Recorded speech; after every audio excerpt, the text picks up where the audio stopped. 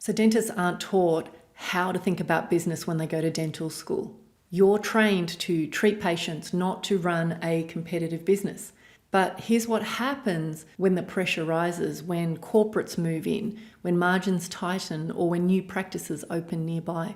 The default is to see dentistry as this binary game. Either I win or they win. Every patient feels like a fight that you have to keep. That mindset feels perfectly natural, but it comes at a cost. It blinds you to opportunities, it limits how you grow, and often it keeps you stuck in survival mode.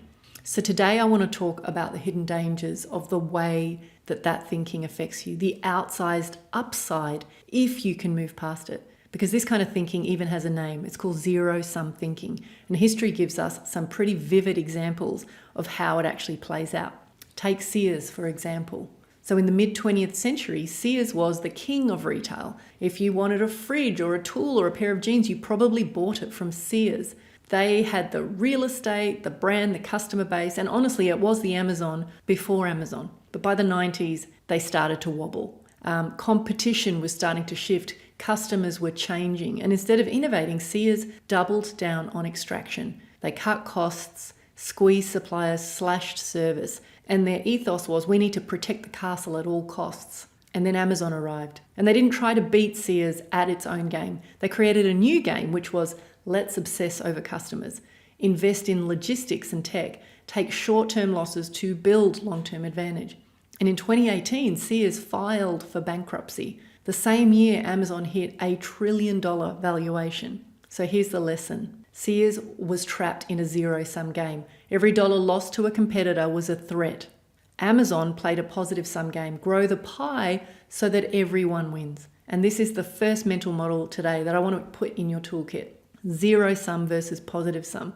Because once you see this lens, you start noticing it everywhere, in your practice, your investments, even in your relationships.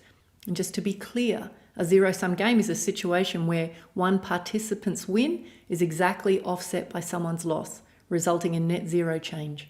So classic examples include poker, where money is transferred from losers to winners, or in chess, where one player's victory comes at the expense of another's defeat. So let's make this really practical for you. Dentists are a fascinating case study for zero-sum thinking because I see it all the time.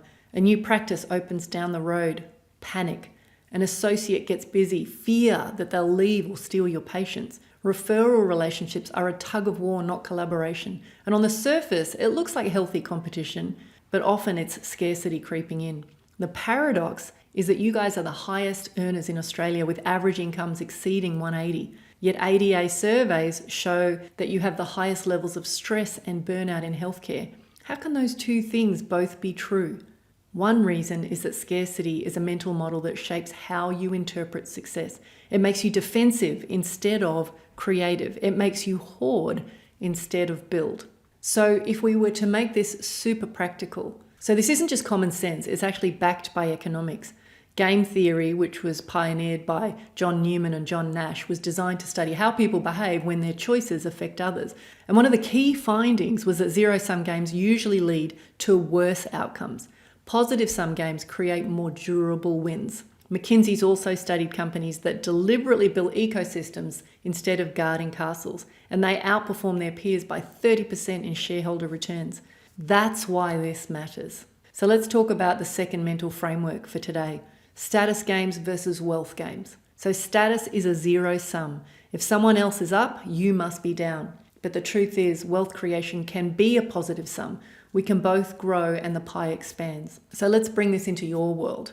Imagine selling a practice. A zero-sum mindset is I'm going to squeeze every dollar out and walk away. A positive sum is I might leave the playbooks and do a phased handover so the buyer succeeds. Guess what? Buyers will pay a premium for that. Hiring associates. Zero sum is if they get too successful, they'll leave. Positive sum, if they succeed, the practice grows and I get freedom. Then let's think about team incentives. So zero sum, if I pay bonuses, then I lose. Positive sum is well-designed incentives increase productivity, morale, and profit.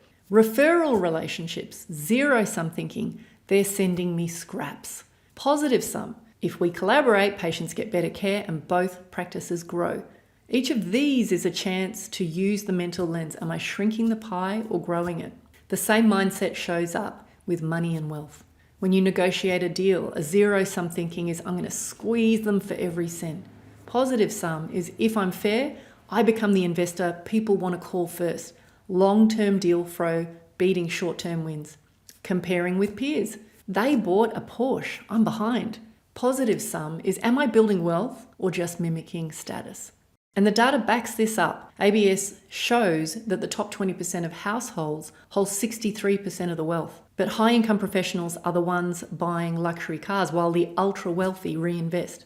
So what about money conversations at home? A zero-sum example, if I control more, my partner has less. Positive sum, we align on our values so it serves both of us. It's good to remember that financial conflict is one of the top 3 causes of divorce in Australia. I also want to tell you a tale of 2 mindsets. Here's another way of seeing it. Dentists are masters of technical excellence, independent, high status, clinically brilliant. But that culture comes at a cost of isolation, scarcity. Every dentist reinventing the wheel alone. Chiropractors, by contrast, started on the fringes. They weren't accepted by mainstream healthcare, and that pressure forced collaboration. They built study groups, masterminds, referral networks. They shared playbooks. And between 2000 and 2024, their numbers more than doubled. Not just because of clinical credibility, but because they leaned into the tribe effect, which is another model worth naming. Scarcity isolates, collaboration compounds. Quick side note before we keep going. People often ask me, why do I work with dentists? And the truth is, I didn't start out that way. For years, I worked with everyday investors, mum and dads who were just trying to do the right thing. But the reality was their options were so limited, they didn't have the income or the leverage to actually move very quickly. And eventually I shifted my focus to business owners, and that was a breath of fresh air. More control, more decisions, more at stake. But something unexpected happened. I noticed when I looked around my clients that more than half my community were dentists, and not just any dentists. They were the most engaged and biggest action takers with the biggest physical toll to carry. And personally, this hit home.